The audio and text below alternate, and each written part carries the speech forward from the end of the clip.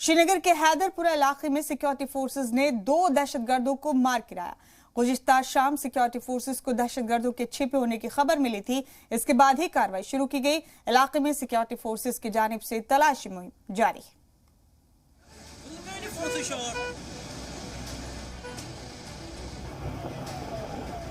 जम्मू कश्मीर में दहशतगर्दों के खिलाफ हिफाजती दस्तों की मुहिम जारी।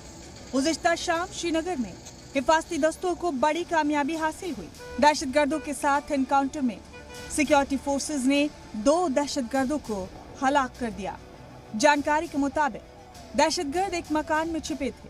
हिफाजती दस्तों ने उन्हें सरेंडर करने को कहा, लेकिन दहशतगर्दों ने गोली चलानी शुरू कर दी। इसके बाद ही सिक्योरिटी फोर्सेज की जानिब से जवाबी कार्रवाई शुरू हुई। श्रीनगर के हैदरपुरा इलाके में बने जिस मकान में दहशतगर्द छिपे थे, उसके मालिक की भी कार्रवाई में मौत हो गई।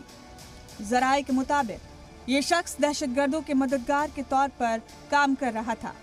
पुलिस ने 3 लाशों को कब्जे में ले लिया है और आगे की कार्रवाई जारी है। जराये के मुताबिक दहशतगर्दों के पास से हिफाजती दस्तों को कुछ अहम सबूत मिले हैं। श्रीनगर पुलिस का कहना है कि पूरे इलाके में सर्च ऑपरेशन जारी है। इससे पहले 11 नवंबर को जनूबी कश्मीर में 3 दहशतगर्द मारे गए थे।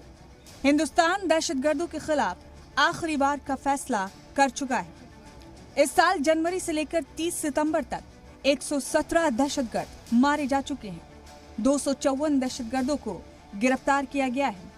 दहशतगर्दों के पास से 105 AK-47, 126 पिस्टल और 276 हैंड ग्रेनेड बरामद हुए हैं। जम्मू कश्मीर में दहशत के मुकम्मल सफाई के लिए सिक्योरिटी एजेंसीज कमर कस चुकी हैं। यहाँ की जमीन से दहशत के हर मददगार का हिसाब होगा और बेकसूर लोगों के हर कत्ल की कीमत चुकानी होगी।